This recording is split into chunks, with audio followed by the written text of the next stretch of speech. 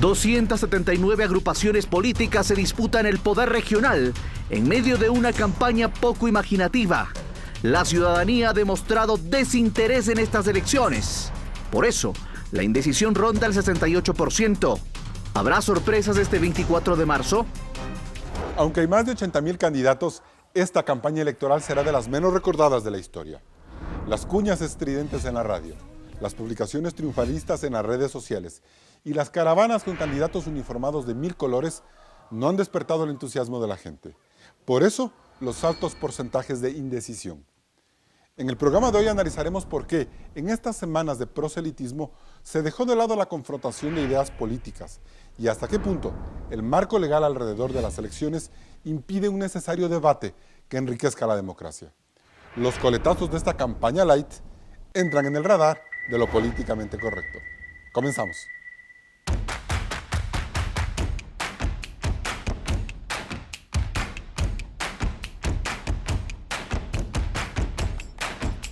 Hoy nos acompañan Rudy Hidalgo, directora ejecutiva de la Corporación Participación Ciudadana; Ángel Polibio Córdoba, presidente ejecutivo de la firma Sedatos; Inés Manzano, abogada ambientalista, ex candidata a la vicepresidencia de la República; y Germán Rodas, político, académico e integrante de la Comisión Nacional Anticorrupción.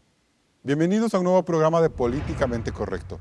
Esta es la última semana de la campaña electoral para elegir alcaldes, prefectos, concejales, miembros de las juntas parroquiales rurales y por primera vez a los integrantes del Consejo de Participación Ciudadana y Control Social. Sin embargo, ha sido una de las campañas menos interesantes y más superficiales de la historia, lo cual amerita hacer un análisis. Veamos este primer reportaje de Claudia Roura. 1. El número de candidatos. 80.261 candidatos para elegir 5.663 autoridades, que con los suplentes sube a 11.069 en las alcaldías, prefecturas, consejos provinciales, juntas parroquiales y el Consejo de Participación Ciudadana. En el 2004 fueron 27.000, en el 2009 33.000, en el 2014 unos 28.000 y en el 2019 más de 80.000, que es una cifra récord, 3 veces más el número de candidatos, lo que genera dudas y desconocimiento en la ciudadanía. ¿Tantos partidos y candidatos es mejor para la democracia? 2. Sin debate. Los medios de comunicación y algunos grupos gremiales y sociales no pudieron hacer debates por 3 razones. La gran cantidad de candidatos y la obligatoriedad de cumplir el principio de equidad en la promoción que determinan las leyes, además de la poca predisposición de los propios candidatos a exponer sus planes de trabajo. Esto impidió que la ciudadanía pudiera conocer las propuestas con mayor profundidad. Los candidatos más opcionados para ganar han sido los menos dispuestos a participar en este tipo de foros. 3. Poca promoción. El Consejo Nacional Electoral asignó $36 millones para la promoción de los candidatos a todas las dignidades. Los postulantes usaron sobre todo medios tradicionales como radio para difundir sus cuñas de promoción, además de redes sociales y campaña puerta a puerta. Sin embargo, su promoción no ha trascendido como tal en la opinión pública. Los 43 postulantes al Consejo de Participación menos aún, porque no pueden hacer proselitismo político y el CNE se encarga de su promoción. 4. Farandulización de la política. Los partidos y movimientos políticos una vez más candidatizaron a gente que viene de la farándula, el deporte y los medios de comunicación para ganar votos, como Carlos Luis Morales, Jefferson Pérez, Jaime Bancaviedes, Carlos Sevilla, Sofía Caiche, Renato Abad, Kerly Morán, Úrsula Strange, Tomás Delgado, alias La Vecina, candidato a la alcaldía de Balsar, entre otros. ¿Es una campaña políticamente correcta? Bien, empezamos el debate. Inés Manzano, ¿es una campaña políticamente correcta esta? ¿Cuáles son esos grandes pasivos? Desde el punto de vista, o sea, desde mi observador, lo que hemos visto es que no hay con 81.000 candidatos tiempo a escuchar nada. o sea, absolutamente nada. Y no hay algo que ha sido construido desde antes. Por eso es que tú banalizas el tema de las candidaturas, o sea, es decir, banalizas, entre comillas, que pones a alguien que es conocido porque no has trabajado. Es un desinterés, es lo que yo veo, del ser humano, del ciudadano, del votante. Es una falta de respeto por parte de los candidatos. Y creo también, y me atrevería a decir, que entre los candidatos hay un ego que yo nunca lo he visto, jamás en las elecciones. O sea, encima de que ellos mismos se autodestruyeron por haberse inscrito Así tantos, es. no quieren debatir, Exacto. se creen por encima del bien y del mal. Y ni siquiera han podido hacer, si tienes 17 candidatos, que más o menos es como que el promedio de candidatos en las ciudades, por ciudades. Si tienes eso, ¿por qué no hiciste alianzas? Si tú los ves en las pasadas, hubieron muchas alianzas y por eso lograron concejales en varios partidos políticos. Pero aquí, yo por eso digo, es un tema de ego, un tema de desinterés hacia el público y de no conocer tu público cuando tenemos un bono demográfico por segundo año, 2019, chicos y millennials que representan casi el 40% De eso vamos a hablar más adelante. Gracias, Inés. Ángel Polibio Córdoba, cambió para siempre la forma de hacer política y eso se lo debemos a los consultores como usted, por ejemplo. Bueno, no tanto a los consultores. Al marketing político, a los asesores. A los consultantes. ¿Así? Bueno, pues un saludo también y esta gran oportunidad de conversar sobre este tema que pues, tanto preocupa a la población. Sobre todo pues porque es una campaña tan diferente, no observada, no solamente en cantidad, o sea, el número de candidatos, sino en calidad. Y eso es lo grave, porque cuando hay pocos, a lo mejor la calidad hace que suba el nivel. Yeah. Pero ahora tenemos que, no se sabe por qué, nos preguntan a nosotros, ¿a qué puede deberse? ¿Pero que son malos candidatos o malas estrategias de campaña? No son malos candidatos, algunos, el hecho de que sean desconocidos no puede decirse que son malos.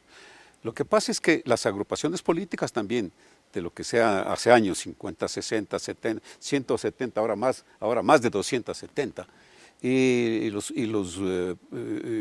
que están participando en esto, que hayan pasado de los 87,000 a los ahora 81,278, 65% más, frente a un crecimiento de la población electoral, pues que no pasa del 12%, una cosa así. Entonces tenemos que, ¿a qué se debe? Le preguntamos nosotros. También es un reflejo de lo que pasa en el país. ¿Y qué es lo que pasa en el país? La economía muy grave, muy tremendamente grave. La desocupación, y eso dicen, ¿pero qué tiene que ver con que estén ahora tantos candidatos? Porque muchos candidatos dicen, bueno, ahora vamos a tener la posibilidad de estar ocupados por lo menos unos 3, 4, 5 meses.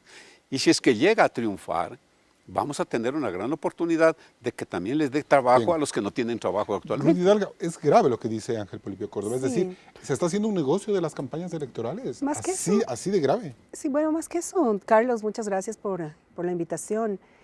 A mí me parece que el tener 80,000, más de 80,000 candidatos, el tener 278 movimientos y partidos políticos, más bien nos habla de un problema de fondo, Carlos, para mí. Y el problema de fondo es que tenemos un debilitamiento sostenido, importante y muy peligroso de movimientos y partidos políticos.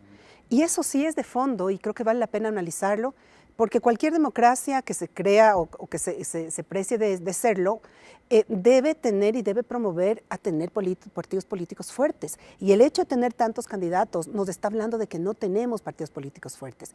Es decir, el pensar que los partidos políticos tienen que salir a buscar gente de farándula, porque si no tienen gente de farándula, no consiguen los votos necesarios para llegar a una curul o a llegar a un puesto de representatividad, es grave y es complicado. Entonces, esta campaña, como usted decía, es políticamente correcto, me parece que nos queda debiendo. Nos queda debiendo por el lado de obviamente el tema de los partidos y movimientos por el lado de un sinnúmero de candidatos que no se los puede conocer, pero también nos queda debiendo por el lado de qué está pasando con los candidatos que no quieren debatir, especialmente aquellos que están punteros. O sea, llama la atención que candidatos de grandes trayectorias políticas, hemos visto en Guayaquil, en Quito, para no dar nombres, se han hecho para atrás. ¿Por qué? Porque los dice seguramente el consultor, el candidato que está arriba no debe debatir. No te prestes. Y yo en eso quisiera ser, yo soy bien crítica, desafortunadamente, con todo cariño, como es Polibio, yo creo que hay consultores y consultores, es decir, hay consultores de todo y ahora tenemos una de las cosas que ha proliferado son los consultores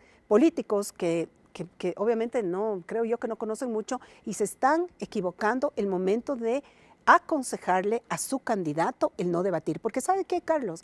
Yo creo que el debate es lo más sano que puede haber en democracia y es lo más sano para un candidato. Bien, Germán Rodas, pero ¿qué pasa ahí? Los candidatos se vuelven más bien como productos, como marcas, y dejan de ser políticos. ¿Cómo entender esta metamorfosis de los candidatos a medida que van pasando las elecciones y las campañas? Yo creo que debemos partir de señalado algo importante. Este es el resultado de algo, no es solamente una diáspora electoral que ocurre porque sí. Estamos cosechando lo que sembró el gobierno anterior desde la perspectiva de romper con el pensamiento doctrinario y político de las gentes, de acabar con las organizaciones políticas. Les interesaba aquello de tener un grupo de votantes, entre ellos los jóvenes, a quienes se les ha dicho, por ejemplo, que ser político o tener ideología es un pecado. El vicepresidente de la República, al posesionarse, hizo hincapié en que no era político ni que tenía ideología. Muchos de los candidatos repiten lo mismo. ¿Se refiere a Sonnenholzer? Así es, muchos de los candidatos repiten lo mismo. Es decir, si no hay política en la construcción del pensamiento y si no hay doctrina e ideología, ¿qué es esto de hacer política? Pero yo no creo ahí que sea solo un problema de Correa. Usted ve que a lo largo del mundo, en la democracia occidental, los partidos están en una crisis. Sí, y vemos que en Francia llega un presidente que no es del sistema político, vemos lo que acaba de pasar en Colombia, que son alianzas, son movimientos en los que se candidatizan. Entonces, ahí hay un problema. Los partidos no están siendo o no están resolviendo los intereses de la gente. Desde luego, lo que estoy señalando es que para esta campaña, que es la que se viene de manera inmediata al correísmo, estamos mirando lo que se sembró. Despedazar a los partidos políticos y terminar con las ideologías, con los paradigmas. Los partidos políticos son fundamentales en la democracia primero. Pero yo digo, los consultores y mucha gente que hace asesoría dice que en este tipo de campañas, las campañas seccionales, lo que te interesa es que te solucionen el problema inmediato. La calle y quizás algo más complejo como el empleo. Entonces, ¿para qué estar hablando de si soy de izquierda, de derecha? No sé. Entonces, allí viene el tema de los consultores. Ángel Polibio nos ha dicho, hay consultores y consultores.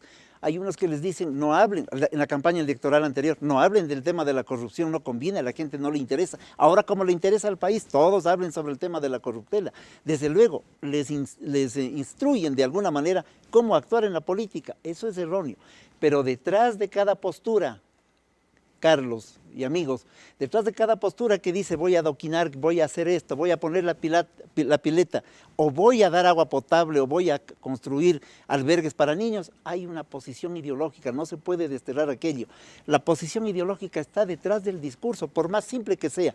Lo gravísimo es que hay una fuerza gravitante en el país para decir simple y llanamente la oferta. Esta no es campaña electoral, esta es farándula político-electoral. Y con estas primeras reflexiones nos vamos a un corte comercial. Sigue el debate en Políticamente Correcto. Políticamente Correcto también está en radio. Retransmitimos por 101.7 FM Quito, Radio Sucesos.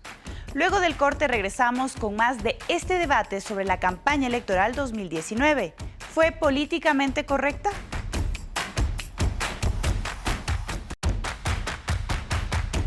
Bien, seguimos el debate en Políticamente Correcto.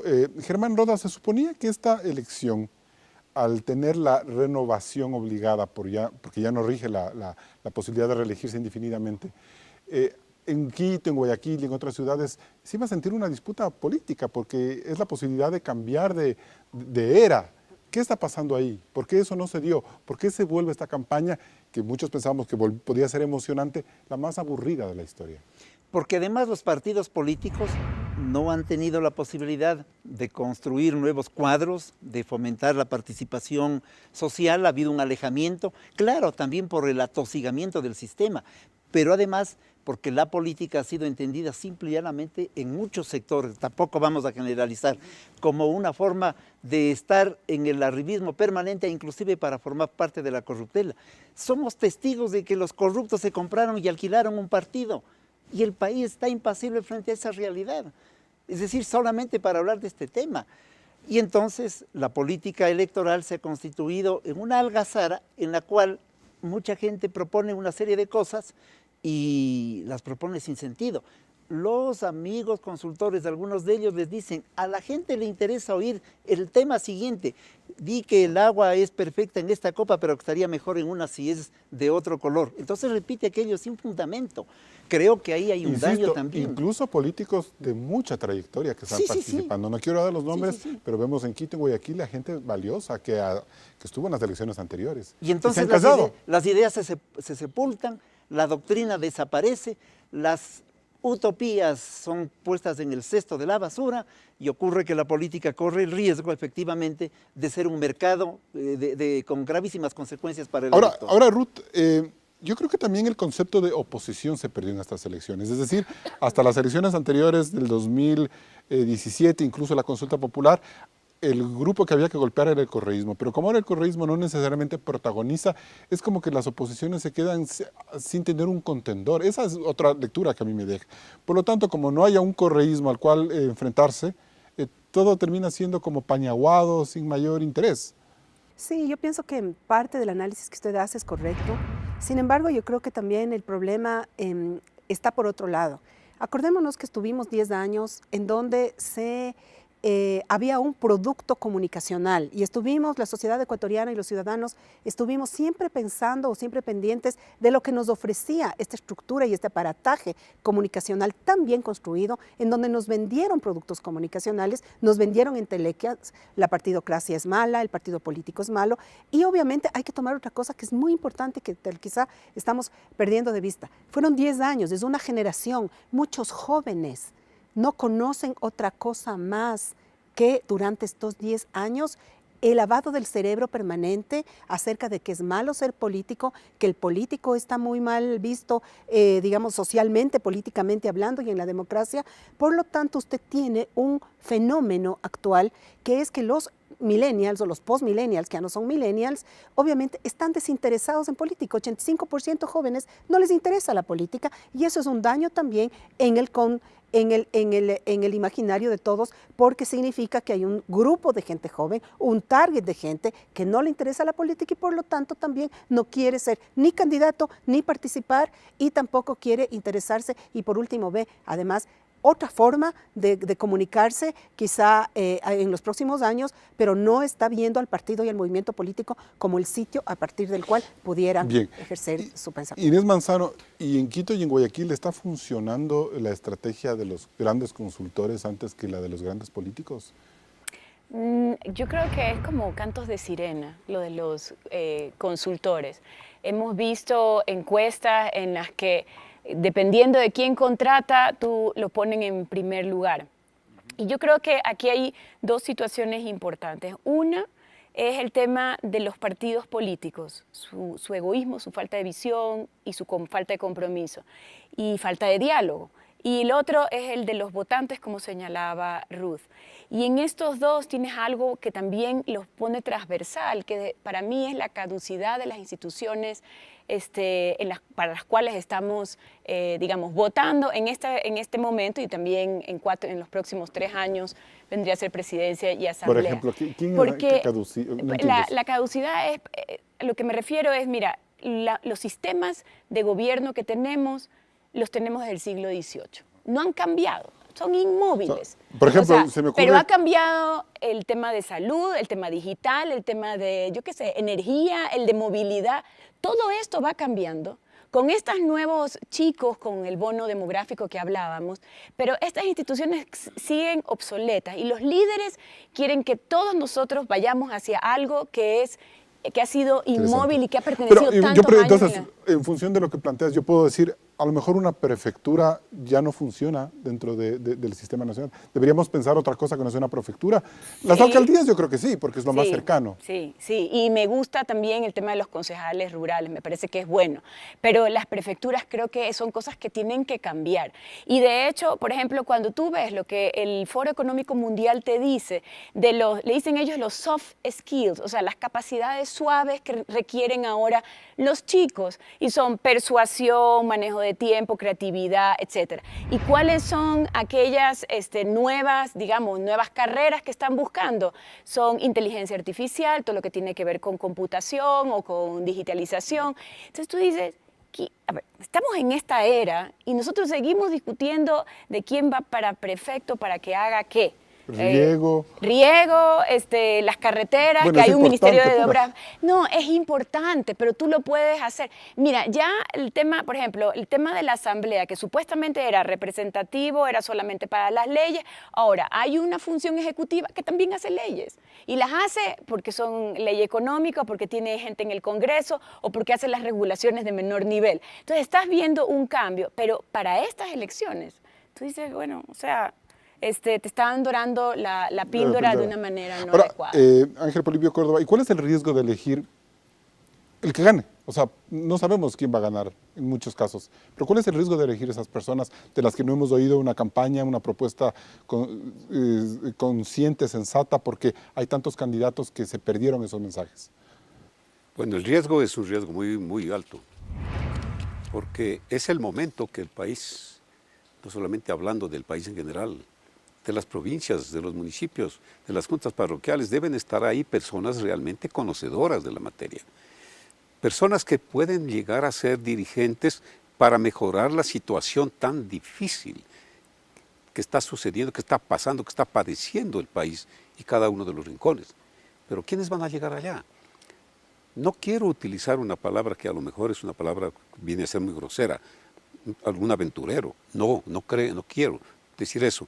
Pero sí personas que ven en la próxima función que están buscando una gran oportunidad simplemente de tener un trabajo, de tener una oportunidad de estar más cerca de aquellos que a este momento no tienen trabajo y que son los que los ayudan. Estas personas, ¿de quién están rodeadas? De personas que tienen interés, de que su amigo personalmente vayan. Y hay otro asunto. De lo que se habla de la consultoría, yo creo que sí vale la pena insistir. Los consultores no siempre conocen la realidad de lo que está sucediendo en aquellos lugares donde tienen que ir los que llegan donde ellos. Hay ahora una proliferación incluso de consultores internacionales. Nos topamos con muchos casos. Vienen y nos dicen, pero nuestro consultor dice esto internacional. Le digo, ¿y su consultor sabrá cuál es la capital de la provincia a donde está yendo?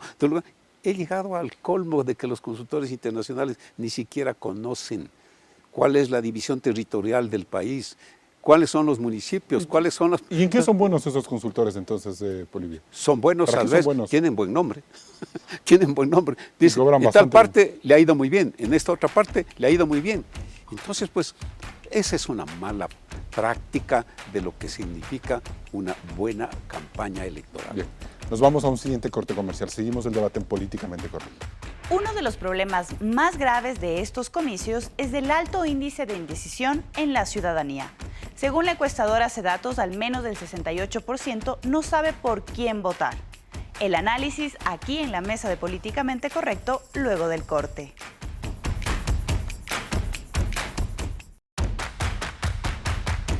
La explicación de los candidatos para justificar su ausencia en el debate político propio de una campaña es que su prioridad ha sido el contacto con los ciudadanos. Pero esta estrategia parece que no ha sido muy exitosa si la comparamos con los niveles de indecisión aún latentes. Claudia. Carlos, los candidatos en todo el Ecuador se han dedicado a ofrecer en campaña seguridad, empleo, movilidad y todo tipo de regulaciones que corresponden a las principales necesidades ciudadanas de cada zona, pero dejaron de lado otros temas no menos importantes: medio ambiente, turismo, salud, educación, recreación. Tampoco trabajaron en temas para un grupo importante de la población, aquellos jóvenes de entre 16 y 35 años que representan al 44% del padrón electoral. Según algunos estudios, esta generación de millennials y centennials muestra poco interés en la política. Esta puede ser una de las razones por las cuales, según la encuestadora Cedatos, en su último estudio el porcentaje general de indecisión es del 68%, cuando los comicios seccionales están a una semana.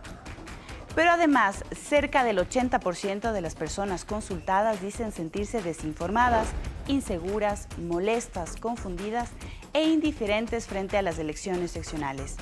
Creen que los candidatos dan un mensaje confuso a la población y que no están suficientemente preparados para asumir las funciones por las que compiten.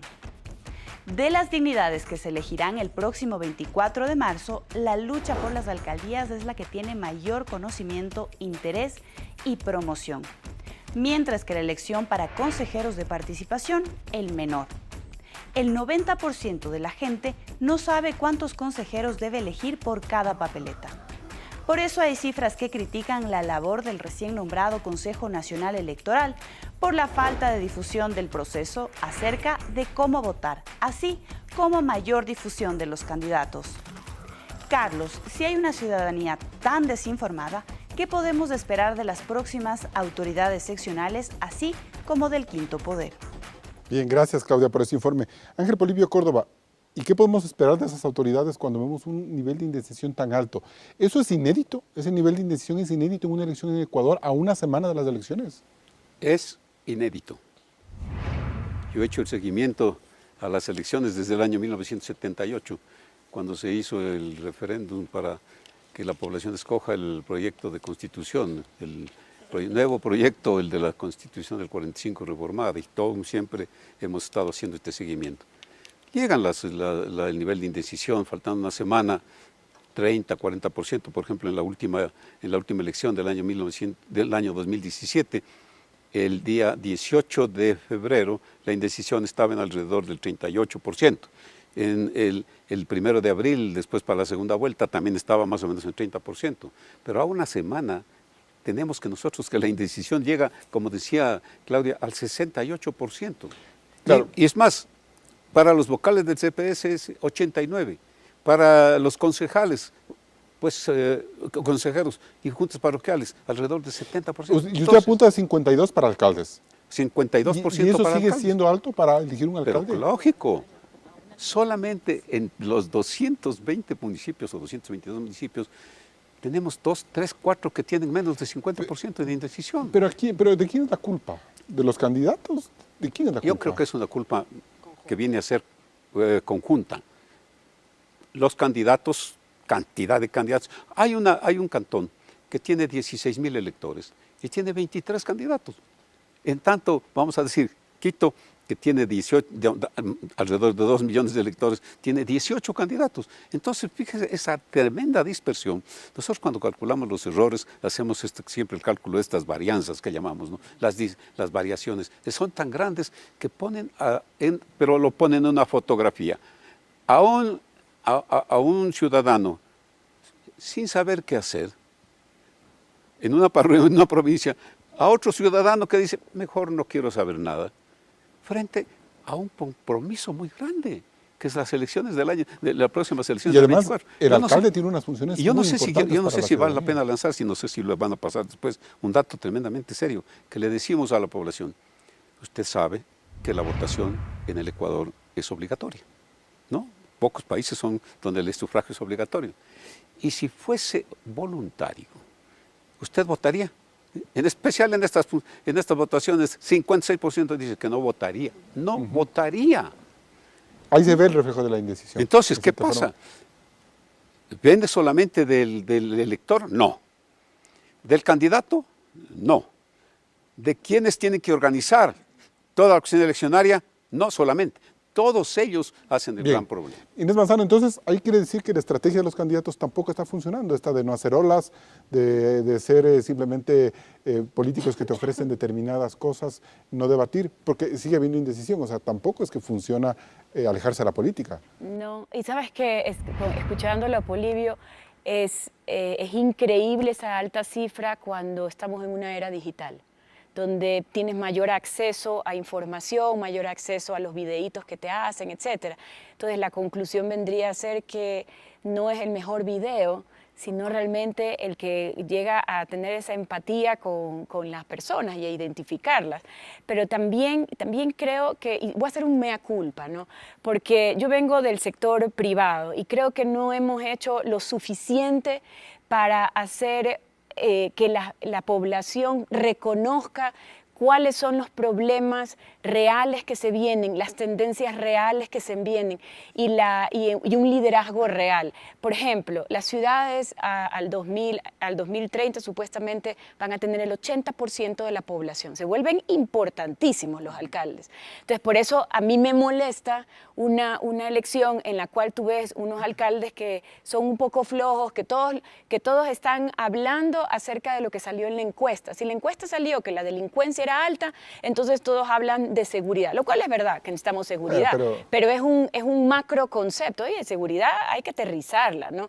Y creo que el no haber identificado estos problemas que se vienen. En el Ecuador, esto que te digo, el promedio es mundial, pero en el Ecuador, al año pasado ya había el 70% de la población en las ciudades. Eso significa que va a haber una presión en recursos naturales, en energía, en la manera de trabajar, en la manera, por ejemplo, inclusive de alimentarnos. Entonces, es lo que un poco, y de educación también. Entonces, un poco pues te decía, hay que hacer un mea culpa. Tal vez uno, o desde mi posición, yo no hice el suficiente, digamos, apoyo para esto. Germán, entonces, es necesario que los alcaldes sean políticos, con estas cifras que hemos visto, esa necesidad de que las ciudades se vuelvan muy importantes. Los alcaldes sobre todo tienen que ser políticos, no administradores. Todos tienen que ser políticos con formación ideológica. Superaríamos esta diáspora de candidaturas, entre otras cosas, si es que la ley permitiera, por ejemplo, las alianzas, con lo cual las alianzas fortalecerían las doctrinas y el pensamiento. Pero sí se ven alianzas entre las listas pero 1, 105, 14, no sé. Pero alianzas serias, alianzas de partidos. Una cosa, Carlos, la ley no favorece las alianzas porque, por ejemplo, para la reposición del gasto electoral no toma en cuenta el porcentaje que obtuvo la alianza, sino que la fragmenta. Y entonces, ese es, por ejemplo, un factor de ruptura. La ley impide que ganen los que han obtenido una votación importante porque se aplica un método de distribución extraño. Y adicionalmente, tenemos candidaturas que reproducen, lo dice muy bien Inés, reproducen un modelo que a estas alturas, el modelo político-administrativo quizás no es el mejor, hay que pensar en serio en reformar aquello.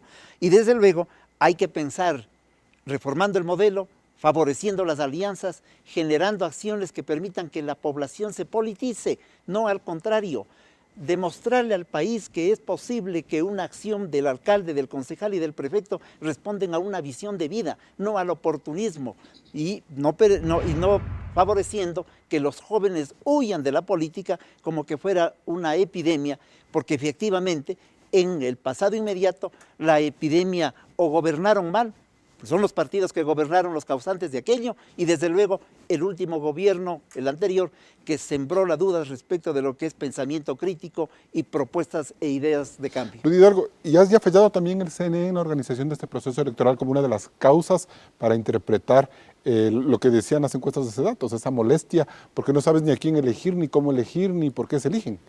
Yo siempre pensé que una candidatura o una elección con 278 partidos y movimientos corriendo en ella iba a ser un tremendo desafío para el Consejo Nacional Electoral, cualquiera que sea y de cualquier manera que estuviera conformado, porque no iba a alcanzar en el corto espacio de tiempo de un proceso de 45 días de campaña, por más esfuerzos que haga, para poder poner ante la ciudadanía, ante los ojos de la ciudadanía, el perfil de los candidatos de todos y además también su forma de pensamiento y sus ofertas. Por lo tanto, que yo coincido en que allí también hay parte de responsabilidad conjunta, Carlos. Es decir, un proceso de esta naturaleza requería la intervención de otros actores, no por parte de la institucionalidad, por supuesto, el Consejo Nacional Electoral, que de alguna manera trate de poner en conocimiento de quiénes son los más de 80,000 candidatos. Por otra parte, también los movimientos y partidos políticos que hubieran entrado a esta campaña con maneras efectivas de poder socializar a sus candidatos y sus propuestas, y también la sociedad civil, la ciudadanía, teniendo interés en informarse. Pero ese siempre ha sido su punto de vista, ¿no? Ruth. Usted siempre ha anhelado eso, ha pedido eso, pero siempre nos damos con la piedra en los dientes, es decir, esa participación ciudadana no hay. Y lo que pasa es que hay que seguir forzando eso, Carlos, porque si no, siguen tomándose decisiones o sigue el ciudadano a espaldas de los procesos democráticos, políticos. Entonces hay que insistir y hay que seguir martillando que la ciudadanía tiene la obligación ética y la obligación patriótica de informarse por quién va a ejercer su voto. Si no, estamos en una puerta giratoria. Nos vamos a un siguiente corte comercial.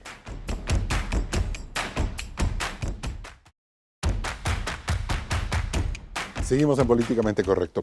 Rudy Hidalgo, a una semana de las elecciones, la integración del quinto poder puede ser una bomba de tiempo, y ahí es el espacio en la que se presentaron los ciudadanos. Los ciudadanos que usted tanto anhela están en esas 3 papeletas. Pero el tema del Consejo de Participación Ciudadana es bien delicado, Carlos, porque nosotros, como usted recordará, estuvimos siempre en contra de que eso exista, justamente porque nosotros vimos ya en el 2008, cuando en la Mesa 12 se discutió la creación de este consejo, en que el riesgo más grande que tenía este consejo era que a la larga iba a ser cooptado políticamente, y que esa idea o ese ideal de que los órganos de control sean electos por fuera de la política, eso no iba a pasar. Y de hecho sucedió lo que todos sabíamos que iba a pasar. Pero ahora que hay unas elecciones a puertas, que se ven que hay 43 candidatos nuevos que supuestamente no son de partidos. Bueno, ahora tenemos esta discusión clara que se ha dividido la población, digamos la ciudadanía, en varias propuestas. Una de estas inclusive está hablando del voto nulo, y otras están a favor de que debería más bien promoverse que democráticamente se elija. En mi calidad de observadora difícilmente puedo dar en este momento un criterio que vaya por un lado o el otro. Lo que sí quiero decir es que la participación ciudadana no puede ser cooptada, le pertenece al pueblo, y no puede ser una participación ciudadana parte de un quinto poder del Estado. Eso riñe. Germán Rodas, pero entonces fue acertada, por ejemplo, la campaña del voto nulo como propuesta política. Usted dice que a esta campaña le faltó un condumio político. ¿La tesis del voto nulo fue un buen espacio para repolitizar las elecciones, en cierta manera? Parto con un previo antecedente. Ese engendro llamado el quinto poder no puede estatizar la lucha de la sociedad civil. La sociedad civil no necesita participar desde una dirección del Estado, tiene que hacerlo por fuera de él.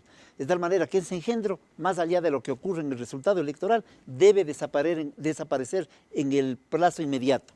El voto nulo, que no solamente lo promueven sectores vinculados a la derecha, vinculados al centro o a la izquierda, sino un sector importante de la ciudadanía, pone en el debate este tema.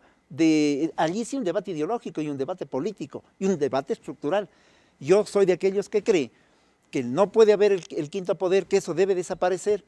Coincido con mucha gente en el sentido de que a lo mejor allí hay gente honesta, decente como candidatos, independientemente de que también el señor Correa habrá armado su propia lista, su propio grupo para que participen, y que hay que tener recelo. Ojalá ganen aquellos que tienen decencia en la vida nacional, pero inmediatamente después tenemos que llevar la bandera para que ese quinto poder deje de existir y que la sociedad civil se exprese de otra manera. Pero la misma organización electoral no le da la fuerza suficiente al voto nulo en un caso hipotético de que este gane, porque un voto nulo es una papeleta anulada, pero cada papeleta tiene más de 3 opciones de voto válido.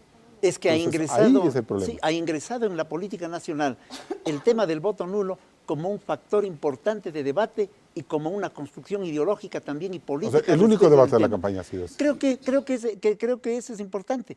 Por eso es que no hay que perseguir ni al voto nulo ni a los que están a favor, hay que hablar los temas de fondo. Sin embargo, el voto nulo ahora es una expresión política trascendente, importante, que creo que, como usted dice, Carlos, nos ha llevado a un debate respecto no solamente de una institución, sino del valor cualitativo que debe tener esta expresión política. Perfecto. Que la ha tenido siempre. Yo me acuerdo todavía, Ángel Polibio se acordará con mayor razón, el voto nulo en las elecciones convocadas por la izquierda, y votábamos, cuando estaba en la papeleta, por Manuel Agustín Aguirre. El voto nulo era, por lo tanto, una expresión política.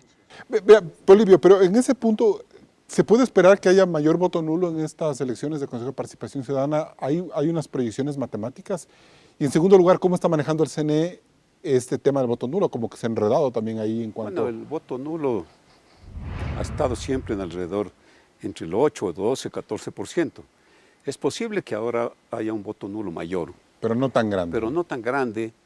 Y también como resultado de que la gente no sabe cómo votar, no sabe por quién votar. O sea, ante esta situación, lo único que me queda es mejor anulo y voto. O sea, hay un voto nulo por convicción, pero también por un error, porque puedo votar por 4 y no por 3. Del ciudadano quiere votar decentemente. Mejor anulo el voto antes que votar sin saber por quién voto. Pero otra cosa que también lo que está pasando es que la información es lo que más ayuda en todo. Se dice que más bien, primero hay que hacer estudio, investigación, informarse para saber después qué comunicar. Y después, ¿dónde comunicar? ¿Cuándo? ¿En qué forma? Que tiene que ser la parte de la estrategia. Eso y también cómo manejar todo este vehículo que se va hacia el 24 de marzo. Eso no ha habido. ¿Por qué? Porque hay una falta de información, de investigación de quiénes son los que están tomando las decisiones para saber qué comunicar. ¿Es culpa del Consejo Nacional Electoral? ¿Ha cometido ese error? Yo no creo que puede ser el resultado de que no le importa hacer las cosas, pero la estructura de lo que es la autoridad electoral, primero transitorio durante un buen tiempo y después un espacio tan corto. Tenemos ya un CNE que no es cooptado por un partido único. Así es. ¿Por qué ahora criticamos ese CNE? ¿Qué pasa, Carlos? Que la información se ha vuelto una información nacional cuando tiene que ser una información local. Si son los candidatos a concejales, a miembros de las juntas, a alcaldes en las provincias, la información tiene que darse a esas personas y no se ha acudido a un asunto. Volviendo, ¿fue un error que el CNE transitorio no se haya extendido inclusive a la organización de elecciones? A mí sí me parece que ellos entraron ya, se embarcaron, ya estaban tomando vuelo para hacer las cosas bien. Aquí se bajan y vienen los nuevos. Y bueno, hay que ver también cómo es lo que están llevándose entre ellos, ¿no? Ahora, entonces, los medios de comunicación tradicionales, perdóname que le diga esto, han dado demostración ahora de que son los más eficientes. Televisión y lo que es radio y prensa, y llegan a cerca del 70% de la población. Y ellos están a la expectativa. De lo que nosotros como medios informamos, para ellos tomar una decisión. Claro que las redes tienen importancia, 20%. Pero mire, entonces en lo que resta, en esta semana que resta, de este domingo al próximo domingo, tratemos, y deben tratar los medios de llegar a las localidades, llegar a la radio local, informar a ese pobre ciudadano que está sin saber qué hacer. ¿Cómo está el ciudadano en este momento? Bien. Está tremendamente preocupado por lo que puede venir. Inés, usted cierra. Quiero terminar diciendo, el tema del CNE no deja de vestir una importancia, es como ponerle la guinda al pastel. La pelea interna que existe, en la cual sale Enrique Pita diciendo con nombre y apellido los partidos políticos que están, digamos, disputándose o haciendo lo que no deben, de acuerdo a él, hace que tú termines diciendo, o sea, encima que tengo que ir a votar porque es obligatorio, no tengo idea por quién voto, o sea, encima mi voto es probable que se vaya al traste porque no hay seguridad al interior del sistema electoral. Entonces tenemos corrupción e impunidad, que han sido las dos palabras que durante 10 años hemos heredado. Y ahora, en vez de haber hecho una diferencia, yo coincido que se tenía que haber sido continuado el que estaba en transición. Estamos poniéndole más estrés al voto y a la indecisión de las personas en ir y acudir a hacer este derecho y esta obligación que tienen. Y eso es lo que se refleja en la percepción ciudadana. Exactamente, sí.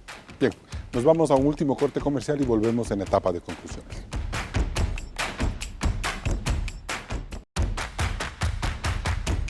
Entramos en etapa de conclusiones. Ángel Polibio Córdoba, ¿podemos decir que esta campaña seccional ha sido políticamente correcta? Pues esta campaña no creo que haya sido políticamente correcta, insuficientemente correcta, yo diría, porque de otra manera no estaría el entusiasmo solamente en el 28% de la población y el 60% desinformado, inseguro, molesto, confundido, y el resto indiferente. Esa es la reacción de la población ante un proceso electoral realmente difícil, confuso insuficientemente informado. Inés Manzano. Las personas lo que están manifestando es la falta de credibilidad, la falta de confianza. Si el mayor problema nuestro es el económico y el empleo, piensan que estas dignidades no pueden cambiarle esta situación a ellos. Entonces eso también como que deriva en que no han podido hacer una participación o digamos hacer una inclusión de los posibles votantes en todo el proceso previo, y entonces ahí es cuando vemos el facilismo electoral o partidista de poner a quienes pues tienen un gran conocimiento de la población, pero tal vez lo que no tienen es esa experiencia, esa parte en la cual van a aportar con su contingente de una manera positiva, con los cambios modernos a los que se enfrenta. Y como vuelvo a repetir, nuestro bono demográfico está muy abandonado en estas elecciones. Germán Rodas, ¿qué es lo políticamente correcto? Creo que lo políticamente correcto es instituir en la vida electoral la democracia radical, la participación de la sociedad, ojalá organizada con pensamiento, de tal manera que la doctrina, la ideología sean sustento de la vida de los ciudadanos a través, adicionalmente, de los partidos políticos. No se puede denostar las ideologías y la vida de los partidos políticos y construir a partir de aquello grandes alianzas que permitan pensamientos plenamente organizados en 4 o en 5 corrientes para terminar con esto que significa la farándula electoral. Rudy Hidalgo. Para que esta campaña sea políticamente correcta, necesitamos algunas cosas.